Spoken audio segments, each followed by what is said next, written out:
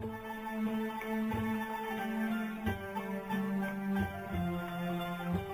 m'appelle Dominique Labaki, je suis prêtre depuis 32 ans maintenant. Et je suis prêtre du diocèse de Beyrouth, prêtre maronite. C'est une église qui est née à la deuxième partie du 8e siècle, mais dont la figure emblématique, c'est Saint Maron.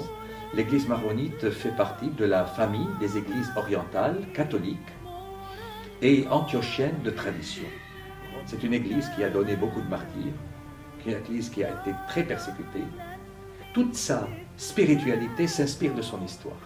La grande famille dans l'église du Liban, catholique et orthodoxe, l'église maronite catholique, donc orientale, est la plus grande, la plus structurée, celle qui a donné aussi une figure de sainteté emblématique, Saint Charbel.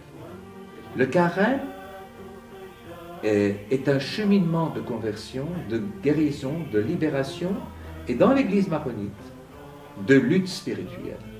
On commence par une prière le dimanche des rameaux le soir, en français. Elle s'appelle « L'arrivée au port ». Il y a le Triduum pascal, jeudi, vendredi, samedi. Nous avons quelque chose de particulier, c'est le mercredi qu'on appelle le mercredi de Job. Job étant celui qui a souffert, qui était innocent, et que Dieu a soutenu dans son épreuve après, chez les maronites. Puis après, le jeudi saint, avec le lavement des pieds, et puis après, avec l'exposition du Saint-Sacrement et l'ouverture de l'Église, tout au long 24 heures.